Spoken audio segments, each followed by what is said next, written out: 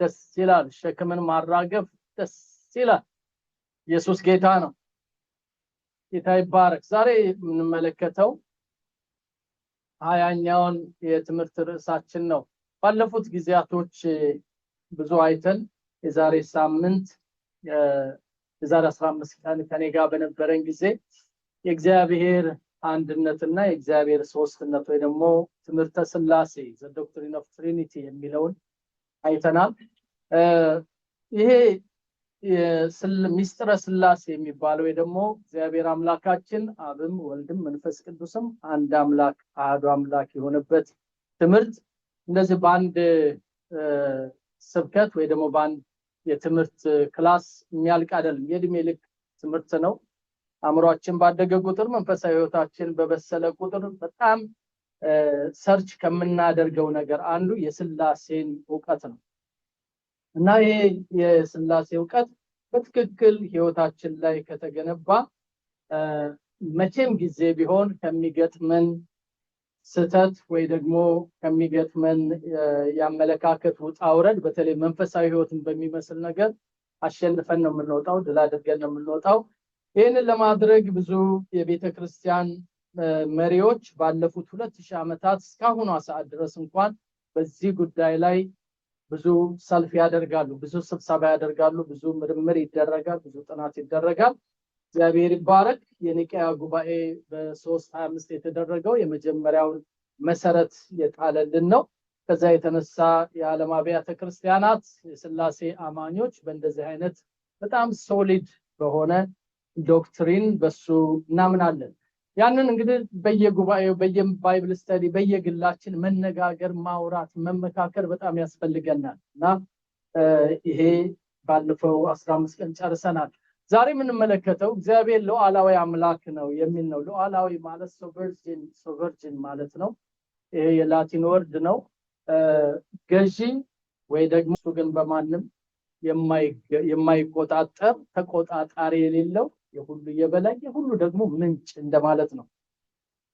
ይህንን ሐሳብ በአንደኛው እግዚአብሔርን እንወቅ በሚለው ውስጥ 20ኛው ቶፒካችን ላይ ስናገኘው የእግዚአብሔርን ሉዓላዊነት ወይ ደግሞ የእግዚአብሔርን ኃያልነት፣ ሁሉን ቻይነት፣ ሁሉን ቻይ የሚለውም ይገልጸዋል። ያንን እናጠዋለን ብለን አይደለም፣ በንግግርም እናገኘዋለን፣ በተለምዶም በክርስትና ሕይወትም እናገኘዋለን። ግን አንዳንድ ጊዜ የኛ ሕይወት አጣብቂኝ ሲገባ እግዚአብሔር በእኔ ሕይወት ታምር ማድረግ ይችላል ወይስ አይችልም የሚል ጥያቄ ውስጥ እንገባለን። ያ ነው የአማኝ ትልቁ ፈተና።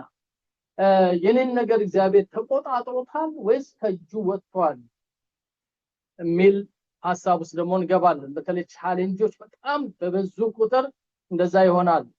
እንዲህ አይነት ነገር መምጣቱ ጤነኛ ለመሆናችንን አያመለክትም፣ ጤነኛ መሆናችን ነው የሚያመለክተው። ምክንያቱም በዛ አይነት የተፈተኑ ብዙ የእምነት አባቶች አሉ። ከአባታችን ከአብርሃም ጀምሮ መደዳውን ስትሄዱ ኤልያስ ሁሉ ከእጃቸው ወጣ መስሏቸዋል። ሙሴም እንደዚሁ ከክርስቶስ ኢየሱስ ጋር የነበሩትም ደቀ መዛሙርት እንኳን ጠፋን እኮ ስንጠፋ አይገድህም ብለዋል አይደል? መርከብ ላይ ሆኖ የባህሩም የየብሱም ጌታ እሱ መሆኑን በደቂቃ ዘንግተውት ማለት ነው።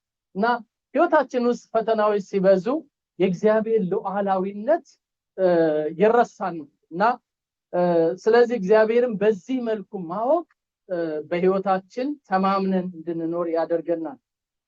እግዚአብሔር በእንደዚህ አይነት መልኩ ሁሉም በሁሉ የገዛ ሁሉን የሚቆጣጠር እርሱ ግን በማንም ተጽዕኖስ ያልሆነ በማንም ተጽዕኖስ ማለት ኢቭን የኛ እንኳን እንባ ለቅሶ እግዚአብሔር ላይ ተጽዕኖ ሊያመጣበት አይችልም።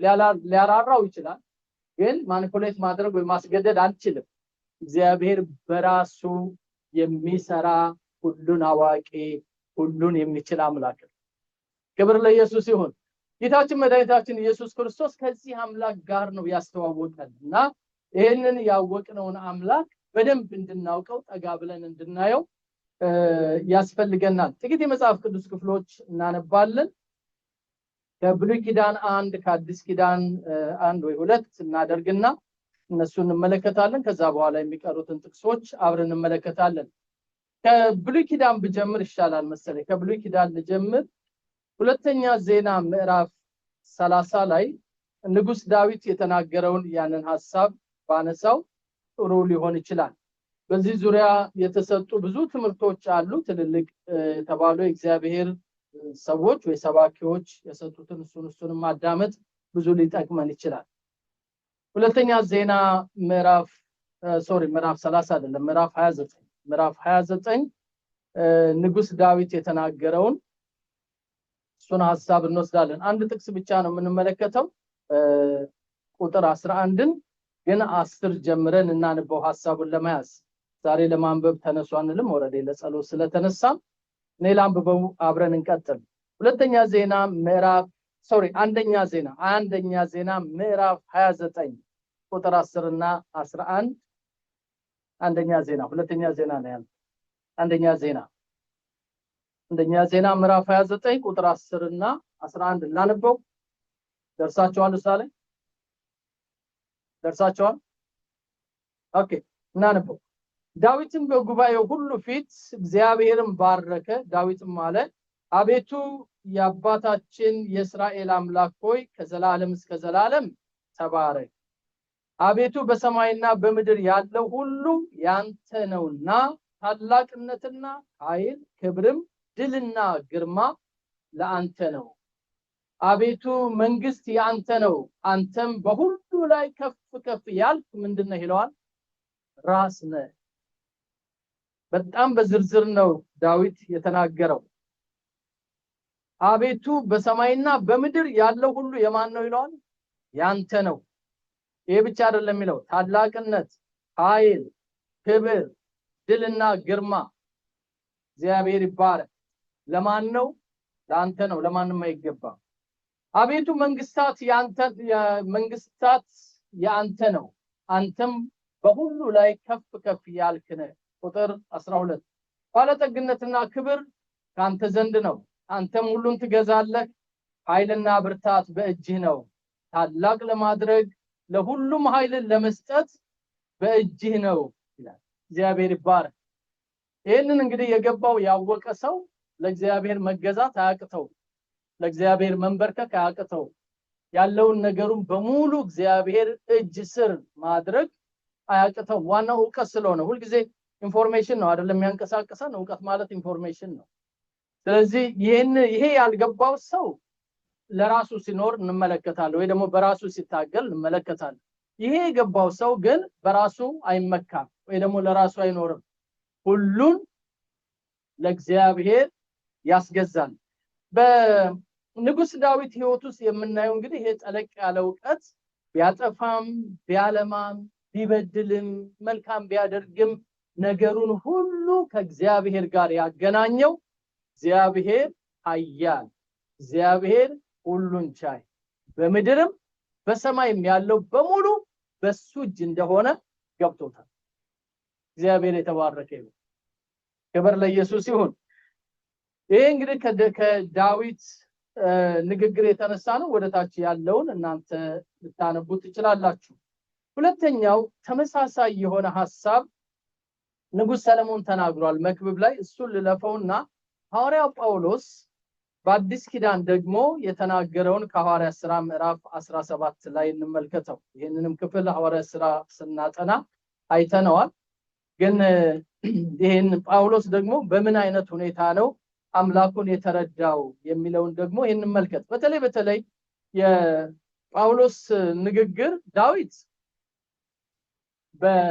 በራሱ ህዝብ በእስራኤላውያኖች መካከል የአብርሃም ዘር ያዕቆብ ትውልድ የሆኑ የራሱ ህዝብ ነው። ምክንያቱም የሙሴ ህግ ያላቸው እግዚአብሔርን የሚያውቁ አይነት ሰዎች ስለሆኑ በእነሱ መካከል ነው ይሄንን ዕውቀቱን የገለጠው ወይ ደግሞ የተናገረው ወይ ደግሞ ይሄንን ዕውቀቱን የጸለየው በሚያውቁት ህዝብ ነው።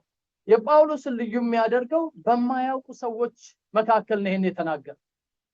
የሚያውቁ አይደሉም። እነዚህ የግሪክ ሰዎች ናቸው፣ አህዛብ ናቸው፣ ዓለማውያኖች ናቸው። የእግዚአብሔር ቃል ሰምተው ያውቁም፣ ግን ፈላስፎች ናቸው፣ አዋቂንን የሚሉ ናቸው። በእነሱ የፍልስፍና ጥበብ ዓለም እንደምትንቀሳቀስ የሚያምኑ ያለ ልክ የረቀቁ ወይ ደግሞ ምጡቅ የሆኑ ፊሎሶፈሮች ባሉበት በነገሱበት ቦታ ነው የተናገረው። በጣም ይገርመኛል።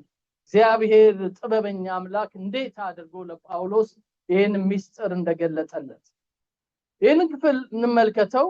ሐዋርያት ሥራ ምዕራፍ 17 ከቁጥር 23 ጀምሮ ያለውን ወደታች እናነበው። እንደዚህ ይላል። ኦኬ እኔ ከ23 ልጀምረው።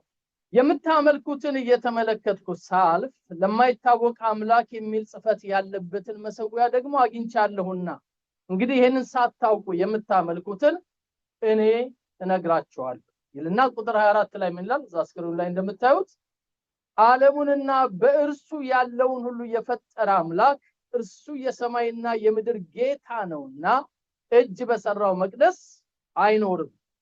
ጌታ ለዘላለም ይባረክ። ይሄንን ሶቨርጂን ጋድ ይሄንን ሉዓላዊ አምላክ ጳውሎስ የገለጸበት የእውቀቱ ጥልቀት ግሪክ ውስጥ ያሉትን ወይ ደግሞ በአቴንስ ያሉትን ፈላስፎች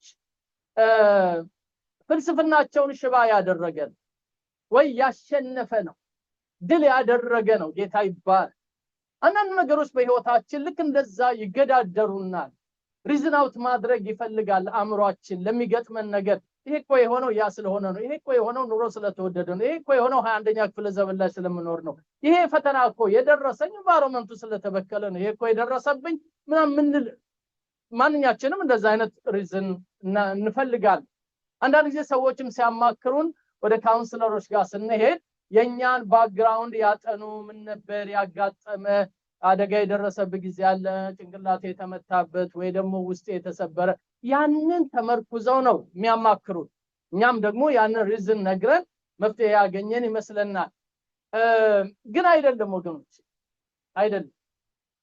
ከማንኛውም ሰው ከሚያፈልቀው አለ ከሚለው ምክንያት በላይ እግዚአብሔር ጣልቃ ገብቶ ሊረዳ፣ ሊሰራ፣ ሊያግዝ፣ ሊያሸንፍ የሚችል አምላክ መሆኑን ማወቅ ነው መንፈሳዊ ዕውቀት ማለት። ክብር ለኢየሱስ ይሁን። የቱንም ያክል ድቅቅቅ ያለ ህይወት ቢኖረን ይሄ ሉዓላዊ አምላክ እጁን ከዘረጋ ተአምር ይሆናል በህይወታችን። የቱንም ያክል የተበላሸ ሁኔታ ቢያጋጥመን፣ ተግዳሮቱ የጸና እንኳን ቢሆን ይሄ ታላቅ አምላክ የሰማይ የምድር ጌታ ካንተ ጋራ ነኝ ካንቺ ጋራ ነኝ ካለ ታሪክ ይለወጣል። አሜን ትላላችሁ? ያ እግዚአብሔር ይባርክ። ምክንያቱም የትኛውም ሁኔታ እርሱን ሊይዘው አይችልም። አቴንሶች በዚህ በጣም ራሳቸውን ችለው የሚኖሩ ነበሩ። ግን አሁን ጳውሎስ ይዞላቸው የመጣው የዚህ የታላቁን አምላክ የእግዚአብሔር ማንነት ሲገልጽ እጃቸውን ባፋቸው ላይ ከመጫን በስተቀር ሌላ የሚናገሩት አልነበራቸው። ቀጥለው ዓለሙንና በእርሱ ያለውን ሁሉ የፈጠረ አምላክ እርሱ የሰማይና የምድር ጌታ ነውና እጅ በሰራው መቅደስ አይኖርም። እርሱ ሕይወትንና እስትንፋስን ሁሉንም ለሁሉ ይሰጣልና። ቴንኪው ጌታ። አንዳች እንደሚጎለው በሰው እጅ አይገለገልም። ቁጥር 26 ምናልባት ይላል አይደል? ምናልባት እየመረመሩ ከኔ ጋር ናቸው እየመረመሩ ያገኙት እንደሆነ እግዚአብሔርን ይፈልጉ ዘንድ በምድር ሁሉ ላይ እንዲኖሩ የሰውን ወገኖች ሁሉ ከአንድ ፈጠረ። የሰውን ወገን ሁሉ ከስንት 100,000 ከሆነ ዘር ፈጠረ ይላል አይልም አይደል? እኛ ያበቀልነው ዘር ነው፣ እኛ ያበቀልነው እርግማን ነው፣ እኛ ዛሬ ያንቦጫረቀን ያለነው ዘረኝነት ነው እንጂ እግዚአብሔር ሁሉንም የፈጠረው ከየት ነው የሚለው? ከአንድ ወገን። ይሄንን ግሪኮች የሚያውቁት ግሪክ ነው፣ የፍልስፍና የጥበብ አገር ነው። አይሁድ ነው፣ እነሱ ሐሳባውያን ናቸው። አምላክ በሰማይ አለ ብለው የሚያምኑ አላዋቂዎች ናቸው ብለው ነው የሚያስቡት። እና ጳውሎስ ግን ግሪኩንም አይሁድንም ሩቅም ቅርብም ያለውን የፈጠረ እርሱ ሉዓላዊ አምላክ ነው።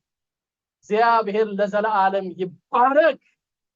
ይሄ ያሸነፈው ሰው የዚህ እግዚአብሔር ሉዓላዊነት የገባው ሰው እኔ አይል ወይ የኔ ዘር አይል ወይ የኔ ሀገር አይል ወይ የኔ ህዝብ አይል፣ ሰውን ሁሉ ከአንድ ወገን ፈጠረው። ሲውላችሁም በሉ ባካችሁ፣ ሰውን ሁሉ ከስንት ወገን?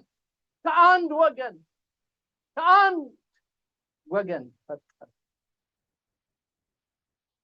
እንደዚህ ይላል የተወሰነም ዘመኖችን ለሚኖሩበት ስፍራ ዳርቻ መደበላቸው። አንዱን ሄር አንዱን there ቢሆንም ከእያንዳንዳችን የራቀ አይደለም። ቁጥር 28 ከናንተ ከባለቅኔዎች አንዳንዶች ደግሞ እኛ ደግሞ ዘመዶቹ ነንና ብለው እንደተናገሩ በእርሱ ሕያዋንንና እንንቀሳቀሳለን እንኖርማለን።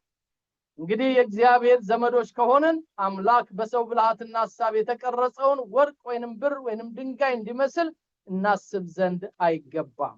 ቁጥር 30 እንግዲህ እግዚአብሔርን ያለማወቅ ወራት አሳልፎ አሁን በየቦታው ንስሐ ይገቡ ዘንድ ሰውን ሁሉ ያዛል፣ ቀን ቀጥሯልና በዚያም ቀን ባዘጋጀው ሰው እጅ በዓለሙ ላይ በጽድቅ ሊፈርድ አለው።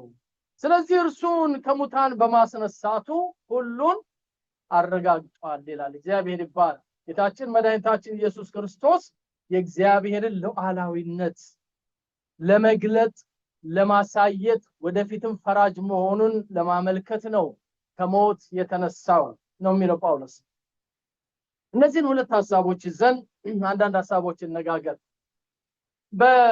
በእግዚአብሔር ቃል ውስጥ ነው ይሄ ሉዓላዊነት የሚለው በአማርኛችን ሲተረጎም ወይንም ደግሞ ሶቨርጅን የሚለው በእግዚአብሔር ቃል ውስጥ ነው ያለው። አንድ ሰባኪ ሲናገሩ ሁላችሁም የምትወዷቸው እዚህ አሜሪካን ሀገር ያሉ ሰባኪ ሲናገሩ ይህ ሉዓላዊ የሚለውን የዓለም ፖለቲከኞች ወስደው አሜሪካ ሉዓላዊ ሀገር ናት፣ ራሽያ ሉዓላዊ ሀገር ነው፣ ነከሌ ሉዓላዊ ናቸው ብለው ይላሉ። እና ይሄ መጽሐፍ ቅዱሳዊ ቃል ነጥቀው ወስደው ነው እንጂ የትኛውም ሀገር ሉዓላዊ ሊባል አይችልም። ምክንያቱም አንዱ በሌላው ተጽዕኖ ስር ይገባል አይደል? አሜሪካ አሁን ሉዓላዊ ሀገር ናት፣ ግን ከመጠን በላይ ብትሄድ ቻይናም ራሻም ዝም አይሏትም አይደል? ቀረጥ ሲጨምሩ ያም ይጨምራል። ምን ነው ዝም አላቸው አይደል? ያ አንዳንድ ትንንሽ ሀገሮች ደግሞ ይነሱና ምናቃቸው ማለት ነው አረ እኛ ሉዓላዊ ሀገር ነን ብለው ይላል። ግን እኮ ያለ ሌላ ሀገር እርዳታ አንድ ጀንበር ማደር አይችሉም። እውነት ነው አይደል? ግን ፖለቲካው ምንድነው የሚለው? እኛ ሉዓላዊ ድንበር ያለን ሉዓላዊ ሀገር ነን ይላል። ናኝ ሰው ሲናገሩ በጣም አስደሰቱኝ። ይሄን ሉዓላዊ ሶቨርጅን የሚለው ቃል ለእግዚአብሔር ብቻ የተሰጠ ነው። አሜን። እርሱን ማንም ሊነካው ማንም ተጽዕኖ ሊያሳድርበት አይችልም። ከማንምም አይፈልግም። ክብር ለኢየሱስ ይሁን። ጳውሎስ የሚላቸው ነው እንደ የሰው እጅ በሰራው ሊኖር የሚችል አይደለም። የእናንተን ድጋፍ አይፈልግም። እርሱ በራሱ ዘላለም ነዋሪ ነው። እግዚአብሔር ለዘላለም የተባረከ ይሁን። አንዳንድ ጊዜ ስናኮርፍ አገልግሎት እናቆማለን ወይ ቸርች መምጣት እናቆማለን፣ ስንቀየም ባይብል ስተዲ እንቀራለን። የሆነ ነገር አለና የኛ አለመኖር እግዚአብሔርን የሚጎዳው ይመስለናል። ኖርንም አልኖርንም እሱ ለዘላለም ይኖራል። አሜን። አሜን በሉ ባካችሁ። ክብር ለኢየሱስ ይሁን። ምን ማለት ነው? በሌላ አባባል እሱ ሉዓላዊ ነው። በራሱ ኤግዚስት የሚያደርግ አምላክ ነው። እሱ የሁሉ የበላይ ነው። እሱ የሁሉ ገዢ ነው። እንዲህ አይነቱን ነው ጳውሎስ የሚገልጽላችሁ። እናንተ የግሪክ ሰዎች ፍልስፍና ላይ ነው እንዳያላችሁት፣ እስትንፋስ እኮ የሰጣችሁ እሱ ነው ይላችኋል። እዚህ ግሪክ ስላላችሁ አቴናን ስለያዛችሁ ዓለም በሙሉ የእናንተን ቋንቋ ስለተናገረ የበላይ ነን ብላችሁ ትላላችሁ እንዴ? የምትኖርበትን ዳርቻ ወስኖ የሰጣችሁ እሱ ነው ግሪክ እንድትኖሩ፣ እኛ ደግሞ እስራኤል እንድንኖር፣ ሌላው ደግሞ አፍሪካ እንዲኖር፣ ሌላው እዛ መንደር እንዲኖር፣ አልፎ ተርፎ እኛ ባፈሎ እንድንኖር፣ አንዳንዶቻችን አምረስ አንዳንዶቻችን ናያግራ ፎልስ እንድንኖር የወሰነው ዳርቻችንን እሱ ነው። እስቲ እዚህ ቤት አሜን በሉ አካታ። ክብር ለኢየሱስ ይሁን። አንዳንዶቻችን በእንደዚህ አይነት ላይፍ ስታይል እንድንኖር ያደረገው እሱ ነው። በእያንዳንዳችን ህይወት ውስጥ ማዘዝ ማዘጋጀት የሚችል ሉዓላዊ አምላክ እርሱ ብቻ ነው። እንደወደደ ጣልቃ ይገባል። እንደወደደ እጁን ይዘረጋል፣ እንደወደደ ይዳስሳል፣ እንደወደደ ስጦታን ይሰጣል፣ እንደወደደ ያስተዳድራል፣ እንደወደደ ያደርጋል። እግዚአብሔር ለዘላለም የተባረከ ይሁን። ነብዩ ኢሳይያስ ሲናገር የእግዚአብሔር መንፈስ ማን አማክሮ ያውቃል ይላል። እውነቱን ነው። ማን አማክሮት ያውቃል? ማንስ ሊያማክረው ይችላል? እሱ ብቻውን ሁሉን አዋቂ አምላክ፣ ሁሉን ቻይ አምላክ። ይህን ማወቅ ለኛ ምንድነው በነፊቱ? እነሱ ነጥቦች ከመነጋገሬ በፊት ሁለት ቴዎሎጂካል ተርሞች አሉ፣ የስነ መለኮት ተርሞች አሉ በመጽሐፍ ቅዱሳችን ዕውቀት ውስጥ። አንደኛው እግዚአብሔር ቅርባችን፣ መካከላችን ከኛ ጋራ መኖሩ፣ ይሄ አንዱ ልንረዳው የሚገባ ነገር። ይህን ያክል ልዑል ሆኖ እያለ፣ ኃያል ሆኖ እያለ፣ ምንም ከኛ የማይፈልግ ሆኖ እያለ ትልቁ አምላክ ከትንሹ ሰው ጋር ይኖራል። ደስ አይልም? ትልቁ አምላክ ነብዩ ኢሳይያስ ምንድነው የሚለው? ይሄንን ከማየት በፊት የኢሳይያስን ሐሳብ ልመልከት። ነብዩ ኢሳይያስ ምዕራፍ 66 ላይ ከ1 እስከ 2 ያለውን ክፍል እናንበው። በጣም የምታውቁት ነው። በኋላም እስጢፋኖስ ሊወገር ሲል ይሄንን ክፍል ጠቅሶታል። ኢሳይያስ ምዕራፍ 66 በቃላችሁ ነው ብዙዎቻችሁ የምታውቁት። እግዚአብሔር እንደዚህ ይላል፣ ሰማይ ዙፋኔ ነው፣ ምድርም የእግሬ መረገጫ ናት ይላል አይደል? ኦኬ፣ ቃሉን አንብበው ወደዛ እንሂድ። ጌታ ይባረክ። ኢሳይያስ ምዕራፍ 66 ከቁጥር 1 እስከ 4 ያለውን ብናነበው ጥሩ ነው። እንደዚህ ይላል፣ 1 እና 2 እግዚአብሔር እንደዚህ ይላል፣ ሰማይ ዙፋኔ ነው፣ ምድርም የእግሬ መረገጫ ናት። የምትሰሩልኝ ቤት ምን አይነት ነው? የማርፍበት ስፍራ ምንድነው? እነዚህን ሁሉ እጄ ሰርታለችና እነዚህ ሁሉ የኔ ናቸው። አያችሁ ሉዓላዊነቱን ሲናገር እግዚአብሔር ይባረክ። ይሄ ሁሉ የማን ነው አለ? የኔ ነው። ሰማይ ምድሩ የኔ ነው፣ ግዛቱ ሁሉ የኔ ነው። ሰማይ ዙፋኔ ነው፣ ምድር ደግሞ የእግሬ መረገጫ ናት ይላል። እንግዲህ ኃያልነቱን ከተናገረ በኋላ የሚቀጥለው ቁጥር ምን ይላል? ነገር ግን ይላል። ሲሁላችሁም ነገር ግን በሉ፣ ድገሙት እንደገና። ድምጽ ጮክ በሉ። እኔ ብቻ አለችው፣ እናንተ ድምጽ ከሰጣችሁ እኔ ቀነስ አደርጋለሁ። ጌታ ይባረክ። እዚህ ነገር ግን እንበል ለመጨረሻ። ነገር ግን ይልና ምን ይላል? ወደዚህ ወደ ትሁት መንፈሱም ወደ ተሰበረ በቃሌም ወደሚንቀጠቀጥ ሰው ከነማችን ትልቅ ነኝ፣ ሰማይ ዙፋኔ ነው፣ ምድር የእግሬ መረገጫ ነው ካለ በኋላ ነገር ግን በቃሌ ወደሚንቀጠቀጥ መንፈሱም ወደ ተሰበረ ሰው እመለከታለሁ። ምን ማለት ነው? በሌላ አባባል ትንሹ ሰው ጋር መጥቼ እኖራለሁ ወይ ሰራለሁ፣ ከትንሹ ሰው ጋር አብሬ እተባበራለሁ ማለት ነው። ኤሊሁም ከተናገረው የጥበብ ቃል አንደኛው ወደዛ ከመሄዴ በፊት ይሄንን ሐሳብ እስጢፋኖስ እንዴት እንደገለጸው ሐዋርያት ሥራ ምዕራፍ 7 ላይ እንመልከት። እስጢፋኖስ ሞት አፋፍ ላይ ነው ያለው፣ እየተወገረ ነው። እንደማይምሩት ገብቶታል፣ ሊቀጠቅጡት ተነስተዋል። ግን ኢሳይያስ 66ን ጠቅሶ እንደዚህ ብሎ ነበር እስጢፋኖስ። እናንብበው። ኦኬ፣ ቁጥር ምዕራፍ 7 ቁጥር 46 ኦኬ፣ ቁጥር 47 ነገር ግን ሰለሞን ቤት ሰራለት ካለ በኋላ ምን ይላል? ነገር ግን ነብዩ ሰማይ ዙፋኔ ነው፣ ምድርም የእግሬ መረገጫ ናት፣ ለኔ ምን አይነት ቤት ትሰሩልኛላችሁ ይላል ጌታ? ወይስ የማርፍበት ስፍራ ምንድነው? ይሄንንስ ሁሉ እጄ ሰራችሁ አይደለችምን እንዳለ ልዑል የሰው እጅ በሰራው አይኖርም። ዳይሬክት ነው ከብሉይ ኪዳን ከኢሳይያስ መጽሐፍ ኮት ያደረገው። እስጢፋኖስ መቼ የብሉይ ኪዳንን መጽሐፍ እንደተማረ የምናውቀው ነገር የለም። ግን ሐዋርያት መንፈስ ቅዱስ ስላረፈባቸው በሙሉ የእግዚአብሔር ዕውቀት በላያቸው ላይ ፈሶ ነበር። ለዚህ ነው ሰዎች ሲመለከቷቸው ያልተማሩ ፊደል ያልቆጠሩ መሆናቸውን ባዩ ጊዜ በጣም ተገረሙ ይላል። ምክንያቱም የሚያወጡት ቃል ጴጥሮስም ኢዩኤልን እየጠቀሰ ይናገራል፣ ሌሎችም ሐዋርያት እንደሱ ያደረጉ ይናገራሉ። ያልተማሩ አሳጥማጆች ነበሩ። ያረፈባቸው መንፈስ ቅዱስ ግን የዘላለምን ዕውቀት በላያቸው ላይ አፈሰሰባቸው። ከነዚህ መካከል እስጢፋኖስ አንዱ ነው። መንፈስ ቅዱስ የሞላበት የጌታ መንፈስ ያረፈበት ሰው ነው። ስለዚህ ትልቁ እግዚአብሔር ከትንሽ ሰው ጋር ነው እየኖረ ያለ። በጣም ኃያል የሆነ አምላክ፣ ብርቱ የሆነ አምላክ ከትንሽ ሰው ጋር አብሮ ይኖራል። ሌላ ተጨማሪ ጥቅስ ልስጣችሁ። ከኢዮብ አማካሪዎች መካከል ኤሊሁም የሚባል አንድ ሰው ነበር። ታስታውሱታላችሁ። ኤሊሁም በጣም ጥበበኛ፣ መንፈስ የሞላበት፣ እግዚአብሔርን በትክክል የተረዳ ሰው ነበር። ኢንፋክት ከኢዮብ ጋርም ከነበሩትም ከሶስቱ ሽማግሌ አማካሪዎች በበለጠ ኤሊሁም ትንሹ ብላቴና የእግዚአብሔርን ዕውቀት ያወቀ ሰው ነበር።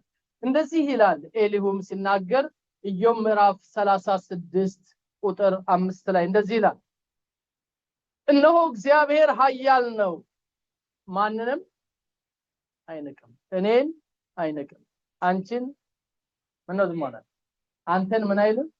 ግን ምንድነው? እግዚአብሔር ኃያል ነው፣ ሶቨርጂን ጋድ፣ ሉዓላዊ አምላክ ነው፣ ትልቅ ነው፣ ግን ማንንም ምን አይልም፣ አይንቅም። እግዚአብሔር ይባላል። እግዚአብሔር ኃያል ነው፣ ማንንም አይንቅም፣ እርሱም በማስተዋል ብርታት ኃይል ነው ይላል። የእግዚአብሔርን ኃያልነት የእግዚአብሔርን ታላቅነት ደጋግሞ ኤሊሁም ይናገራል። ቁጥር 26 ላይ እነሆ እግዚአብሔር ታላቅ ነው እኛም አናውቀውም ይልና የዘመኑ ቁጥር አይመረመርም። በጣም ይገርመኛል። ይሄ ታናሽ ብላቴና እንዴት አድርጎ ይሄን ሶቨርጂን ጋድ እንዳወቀው፣ ሉዓላዊ አምላክ እንዴት እንዳወቀው አይገርማችሁም ወገኖቼ? ኢዮብ ጻድቁ ሰው እግዚአብሔርን አላወቀው። በምስራቅ ሀገር ካሉ ጻድቅ ሰዎች እኮ ኢዮብን የመሰለ ከነገራናችሁ አላወቀውም። ለዚህ ነው መጨረሻ ላይ ኢዮብ ቁም፣ እንፋረድ፣ ታጠቅ ወገብህን፣ ቀበቶህን አጥብቅ፣ ስለምጠይቅህ መልስልኝ ብሎ ሲለው እግዚአብሔር እኮ ኢዮብ ያን ጊዜ በድንጋጤ ውስጥ ነው ያለ አይደል? አስረዳው። እግዚአብሔር ሉዓላዊነቱን አስረዳው። ይሄን ሁሉ የምድር እንስሳ ስፈጥር፣ ይሄን ሁሉ የባህር ተንቀሳቃሽ አውሬ ስፈጥር፣ በእያንዳንዱ ኃይል ሳደርግ፣ ይሄንን ሁሉ ሳሰማራ፣ ምድርን ስሰራ፣ ርዝመቷን ከፍታዋን ስለካ፣ አንተ ከኔ ጋር ገመድ ይዘህልኛል? አገኘህ ተሳፈ። የዘመኑ ጴንጤማ በጣም እኮ ነው የሚስተው። እግዚአብሔር ይርዳን እንጂ አንዳንድ ጊዜ በእኛ አጀንዳ ውስጥ ኃያሉን አምላክ ጠምዘን ማስገባት እንፈልጋለን።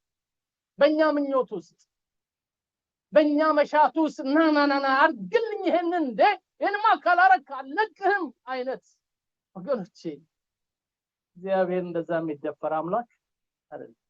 ለኛ የሚጠቅመን አሜን ለፈቃድ፣ ሲያሜን በልባካችሁ፣ አሜን ለሐሳብ፣ አሜን ለሐሳብ፣ አሜን ለፈቃድ። ክብር ለኢየሱስ ይሁን። እቺው ተሟጋች ነፍስ ነው ውስጣችን ያለው፣ እግዚአብሔርን የሚያቀል ሉዓላዊነቱን ያልተገነዘበ፣ ለምን ይሄ ሆነ በሚል ጥያቄ ብዙ ጭንቅላታችን የሚዞር አምላካችን ሉዓላዊ አምላክ፣ አይደፈርም፣ አይገረሰስም፣ አይነካም። ሲያሜን በልባካችሁ። ክብር ለኢየሱስ ይሁን። እናንተን ሳይሆን መረዳታችንን መሞገት ፈልጋል፣ ግንዛቤያችንን መሞገት ፈልጋል። እግዚአብሔር ቃል ላይ ቆመን የሚያስጨንቁንን ነገሮች መሞገት አለብን። አሜን። እግዚአብሔር ኃያል ነው፣ ትልቅ ነው። የወደደውን ያደርጋል፣ የፈቀደውን ያደርጋል፣ ያሰበውን ይፈጽማል። እሰራለሁ እጄን የሚከለክላት ማን ነው ብሎ እንደተናገረ እግዚአብሔር ይሰራል። ዛሬም በስራ ላይ አሜን አለን ሉዓላዊ አምላክ። ሲያሜን በልባካችሁ። ክብር ለኢየሱስ ይሁን። ሃሌሉያ። ኢዮብ የኤሊሁምን ያክል አልገባው፣ አልተረዳም። እና እንደውም ምን ይለዋል ኤሊሁ? ስንፍናን እንደ ውሃ የሚጨልጥ እንደ ኢዮብ አይነት ሰው አለ። በጣም እኮ የሚገርም ነው። ኢዮብ እንደዛ ይባላል እንደ ቁስሉን በገል እየፋቀ ያለ በእግዚአብሔርን አልበድልም ብሎ ባለቤቱን ያሰናበተ ሰው ኢዮብ እንደዛ ይባላል? ግን ውስጡ ለካ የእግዚአብሔርን ሶቨርጂን አምላክነቱን፣ ሁሉን ቻይነቱን ወይ ደግሞ ሉዓላዊነቱን ያልተረዳ ነበረ። ስለዚህ ኢዮብ እንዲህ አለ፣ አንድ ቀን ባረዳለሁ እግዚአብሔር በፊት ቆሜ ጠይቃለሁ ብሎት ነበር። እና እግዚአብሔር ነጋ አለ ከነጋ ትሞገታለህ ጥያቄ አለ ነጋ በርካታ ልጆቻችሁን አውጥና ጌታ ሆይ ጥያቄ የለኝም አንተ ጋር በሉ አዋቂ ነህ በሉ። አሜን። ምን መዝሙር ብቻ ነው እንደምንችለው አዋቂ ነህ የሚል መዝሙር እንችላለን አይደል? እስኪ ከልባችን አዋቂ ነህ እንበለው። እኔን እዚህ ሲያመጣ እግዚአብሔር አዋቂ ነው። በእንደዚህ አይነት ህይወት ውስጥ እንዳልፍ እግዚአብሔር አዋቂ ነው። ክብር ለኢየሱስ ይሁን። እኛን የሚያድነን የሱን ሉዓላዊነት መረዳት። ክብር ለኢየሱስ ይሁን። ኢዮብ ያልገባው እሱ ነበር። ኤሊም ግን ምን አለ? እግዚአብሔር ትልቅ ነው ግን ማንንም ክብር ለኢየሱስ ይሁን። ይሄ የእግዚአብሔር አንዱ ባህሪው ከኛ ጋር መኖር ነው። ትልቅ ሆኖ ከትንሹ ሰው ጋር ይኖራል። ኃያል አምላክ ሆኖ ከደካማ ሰው ጋር ይኖራል። ብርቱ ሆኖ ያለ ስንፍ ካልነው ከኛ ጋር ይኖራል። ይሄ እግዚአብሔር ነው። ሌላው ግን እግዚአብሔር ደግሞ ከሁሉ በላይ ሆኖ የሁሉ ገዢ ሆኖ የሁሉ አስተዳዳሪ ሆኖ ዙፋኑን በሰማይ ላይ ያዘጋጅቷል። ስለዚህ አንዳንድ ጊዜ ምን ደርስበት የጨበጥነው ያዝነው ሲመስለን ለካ መንገዱ ሩቅ ነው። መጓዝ አለብን፣ ገና መሄድ አለብን፣ ማደግ አለብን። አንድ ቀን ደግሞ ከዚህ ስጋችን መውጣት አለብን። አሜን። ሱጋ ለመድረስ ጉዞው ረጅም ነው። ሲረጅም ነው በሉልኝ። ስለዚህ ለክርስቲያኖች አንድ ምንለው አባባል አለን፣ የጽዮን መንገደኞች እንባባላለን። የጽድቅ መንገደኞች፣ የሰማይ ዜጎች። አገራችን ሩቅ ነው። እዛ እስከምንደርስ ድረስ ጌታ ይዘናል፣ ይጠብቀናል። የት እስከምንደርስ? ጌታ ጋር እስከምንደርስ። ግን ቅድም እኮ ምን ብለናል? ከኛ ጋራ ነው ብለናል አይደል? ከኛ ጋራ ነው ብለን የለ? ግን ከሱ ጋራ ደግሞ ለመሆን ምን ላይ ነው ያለነው? መንገድ ላይ ነው ያለነው። ቅድም እንደጸለይነው ንስሐ እየገባን በቃሉ እየታጠቅን ያለንን እየሰራን ጌታ ሆይ ያለን ገና ብዙ መንገድ አለን። ትራንሴንደር ነው እግዚአብሔር ሉዓላዊነት እንረዳለን። አንድ 3 ነጥቦችን ጨምሬ ልናገር። ይህንን ሉዓላዊ አምላክ ስናውቅ በህይወታችን የሚሆኑ ነገሮች፣ የመጀመሪያው ትሁት እንሆናለን። ምን እንሆናለን? ትሁታን እንሆናለን። መጽሐፍ ቅዱስ ምን ሆኖ ነው ያለን? ትሁታን ሁኑ። አሜን ሲንበለው ምን ሆኖ ነው ያለን? ትሁታን ሁኑ። ትህትና በእንትና አይመጣም። የሆነ ልሁን ብለነው አይደለም የሚመጣው። በእውቀት ግን ትሁት መሆን ይቻላል። ሲገባን ስናውቀው ያን ጊዜ ሃምብል እንሆናለን፣ ትሁታን እንሆናለን። ምክንያቱም ምን ብሎናል ቃሉ? እኔ በቃሌ ወደሚንቀጠቀጥ መንፈሱም ወደ ተሰበረው ሰው ምን እላለሁ ይላል እመለከታለሁ ስላለ ያ ሲገባን ትሁት እንሆናለን። ጴጥሮስም ያዕቆብም በአዲስ ኪዳን ላይ የመከሩን እግዚአብሔር ለትሁታን ጸጋን ይሰጣል፣ ትዕቢተኞችን ግን ምን ይላል ይቃወማል፣ ሬዚስት ያደርጋቸዋል ትዕቢተኞችን። ለትሁታን ግን ጸጋን ይሰጣል። ጌታ ለዘላለም ይባረክ። ይሄ አንደኛው። ሁለተኛው የእግዚአብሔርን ሁሉን ቻይነቱን ስናውቅ ረፍ እንላለን። አሜን። እነዛ ደቀ መዛሙርት እኮ ያላረፉት ማዕበሉ፣ ወጀቡ፣ ነፋሱ፣ መከራው ሆኖ ነው አይደል? ሄደው እንዲህ ስንጸፋ ይገድህም የት ነው ያለው? አንዳንድ ክርስቲያኖች አለን እኔንም ጨምሮ ልበል በጣም ጸሎት ውስጥ የምንገባው የሆነ ንፋስ ችግር ሲመጣ ነው አይደል? አድነን ጸሎት መጸለይ ያለብን የአምላካችንን ህልውና ስለምንፈልግ ነው። ስለመከራ ብለን አይደለም። ከነጋራማችሁ ስለመከራ ብለን አይደለም። እና ደቀ መዛሙርት ረፍት አልነበራቸው። መከራው አስጨንቋቸው ነበር፣ አሳስቧቸው ነበር። በህይወታቸው ላይ ያልተለማመዱት ነገር በጌታ ማረፍ ነበር። እና ጌታ ተነሳና እናንተ እምነት የጎደላችሁ ለምንድን ነው የምትታወቁት? ምንድነው የሚያስጨንቃችሁ? እዚህ ከናንተ ጋር ያለው እኮ የብሱንም ባህሩንም ነፋሱንም የፈጠረ ጌታ ነው። ክብር ለኢየሱስ ይሁን። እግዚአብሔር ከኛ ጋራ ነው። አሜን። ከኛ ጋራ ነው። ሲያመን በሉልኝ። ሁሉን ምን ያደረገ የፈጠረ ሁሉን የሚቆጣጠር። ስለዚህ እረፍት እናገኛለን። ሶስተኛው ለክርስቲያን በጣም ጥቅም ያለው የእግዚአብሔርን ሉዓላዊነት ስናውቅ ጠላቶቻችንን ማሸነፍ እንችላለን። በየቀኑ የአሸናፊነት ህይወት ይኖረናል። አሜን። ይሄን ስናገር እንደው ብገፋ ጊዜውን ደስ ባለ የሚቀጥለው ሳምንት ይሄንን እንቀጥላለን። በየቀኑ በየቀኑ በሉልኝ፣ ጠዋትም ቀንም ማታም ሌሊትም ጠላቶቻችንን ማሸነፍ እንችላለን። አሜን። በደንብ አሜን በሉልኝ። ጳውሎስ ይሄንን ነው የሚለው፣ በወደደን በእርሱ ካሸናፊዎች። አያችሁ አሉ ጠላቶች፣ ግን የእግዚአብሔርን ሉዓላዊነት ስናውቅ በጣም ድል ማድረግ የኛ ስጦታ ለኛ የተሰጠን እንደሆነ ይገባናል። ፈተናው ይመጣል፣ አሸንፈነው እናልፋለን። ችግሩ ይመጣል፣ አሸንፈነው እናልፋለን። የሰይጣን መሰናክል ይመጣል፣ አሸንፈነው እናልፋለን። አሜን በሉልኝ። እዚህ ቤት ክብር ለኢየሱስ ይሁን። አንዳንድ ጊዜ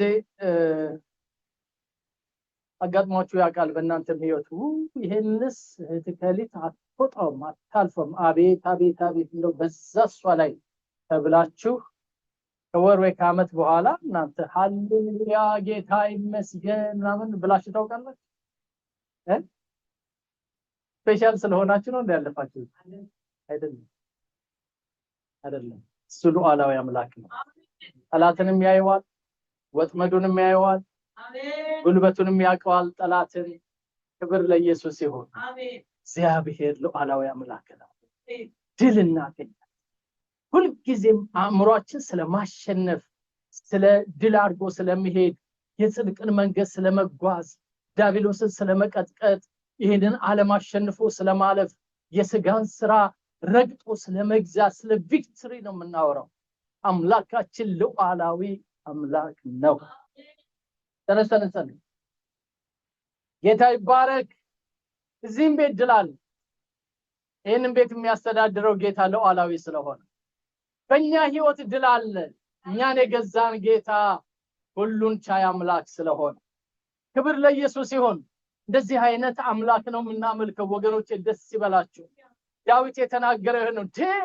አንተ ሁሉም ሰማዩም ምድሩም ሀብቱም ንብረቱም ጤንነቱም አቅሙም የመጣው ካንተ ነው፣ አንተ ነህ የዚህ ሁሉ ምንጭ ነው። ጳውሎስም ደግሞ ግሪኮችን አይት ያረገ ፍልስፍናቸውን እየናቀ እናንተ የግሪክ ሰዎች ከንቶች ናችሁ፣ ለእናንተ እኮ እስትንፋስ የሰጣችሁ እንድትመራመሩ አእምሯችሁን የከፈተው እርሱ ነው። ሃሌሉያ። እግዚአብሔር ታላቅ አምላክ ነው። ጸልይ ሁላችንም ይህንን ኃያል ሁሉን የሚችል ገናና ጌታ ሉዓላዊ የሆነ አምላክ እሱን እንድንወደው የበለጠ እንድንቀርበው እንድናከብረው እግዚአብሔር ጸጋ ያብዛልን። ጌታ ይባረክ። እስቲ አንዳንድ ሰው ያዙና አጠገባችሁ ያለው ወንድም እህታችሁ ጋር አብረን እንጸልይ። አሜን። ኢየሱስ ጸሎት የሚያስፈልገን ሁላችንም ነን። ግን ደግሞ ስፔሻል ጸሎት የሚያስፈልጋችሁ ሰዎች ካላችሁ እንድንጸልይላችሁ የምትፈልጉ እንጸልያለን።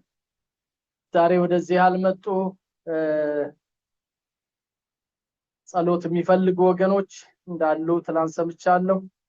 እነሱንም እንጸልያለን። ድንቃንና የድንቃን ቤተሰቦች እግዚአብሔር እንዲጎበኛቸው፣ እንዲዳስሳቸው፣ ፈውስ እንዲያደርግ ክብር ለኢየሱስ ይሁን።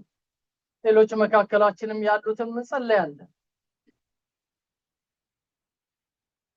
ሃሌሉያ። በቤተ ክርስቲያን ብርቱ ጸሎት ይደረግ ነበር እንደተባለ እንጸልያለን። እግዚአብሔር አባትና አምላካችን ሃሌሉያ ክብር ንገስ፣ ድመቅ፣ ከፍ በል በሕይወታችን። አንተ ሉዓላዊ አምላክ፣ አንተ ሁሉን የገዛ በሰማይ በምድር ሚስተካከል የሌለ ኃያል ንጉስ ነህ። በልጅ በክርስቶስ ኢየሱስ በኩል ኃያልነትን አሳወከን፣ ጌትነትህን አስረዳህን። ሃሌሉያ። ሞትን ማሸነፍህ፣ ሲኦልን መርታትህ፣ መቃብር መፈንቀልህ ጌታ ሆይ ሞት ይዘው ዘንድ እንኳን አልቻለም እንደተባለ ይሄንን ኃያልነትህን አስረዳህን። ጌታ ሆይ ደግሞ ኃያሉ አምላክ ከኛ ጋር ለመኖር ወሰንክ። አብረህናል። አማኑኤል ሆነህናል። እጅግ አድርገን እናመሰግንሃለን። ኑሯችን ሕይወታችን የሚገጥመን ፈተና መሰናክል ሁሉ ካንተ ቁጥጥር በታች ነው። ካንተ ስልጣን በታች ነው። ካንተ አስተዳደር በታች ነው። እግዚአብሔር ዙፋኑን በሰማይ አዘጋጀ፣ መንግስቱም ሁሉን ትገዛለች ተብሎ እንደተጻፈ ያንተ መንግስት ሁሉን ይገዛል። የማይገዛው የለም። የኛን ቤት ይገዛል፣ የኛን ልብ ይገዛል፣ የኛን ልጆች ይገዛል፣ የኛን ኑሮ ይገዛል፣ የኛን ፊውቸር ይገዛል፣ የኛን ደስቲኒ ሁሉ ይገዛል። ሃሌሉያ! አንተ ሉዓላዊ አምላክ። Hallelujah. Hallelujah. We honor you, Father God. We worship you, Lord. Hallelujah. You are the one who created the heaven and the earth. We exalt your name, Lord. We magnify your name, Lord. You are the King of Kings. You are the Lord of Lords. Mighty God. ትጋርገን እናመሰግንሃለን፣ እናከብርሃለን፣ ከፍ እናደርግሃለን። በአንተ ሕያዋን ነን፣ በአንተ እንንቀሳቀሳለን። አንተ ነህ ለመኖር ዳርቻ የወሰንክልን። አንተ ነህ ይህንን ሁሉ በረከት የሰጠህን። አንተ ነህ እንደዚህ አይነት ጢም ብሎ የሚፈስ ተስፋ የሰጠህን። አንተ ነህ ልባችንን በደስታ የሞላኸው። አንተ ነህ ጌታ ሆይ ከምንለው ከምናውቀው ከምንገምተው በላይ ኃያል አምላክ ነህ። እናከብርሃለን፣ እናመሰግናለን። ሁለንተናችንን ለአንተ እናስገዛለን። አሁን ለኃያልነት ለሉዓላዊነት ሁሉን ለተቆጣጠርከው ጌታ ማንኛውንም ነገር በአንተ ፊት እናስገዛለን። We submit ourselves, Father God. ላንተ እንበረከካለን። ለኑሮ አንበረከክም።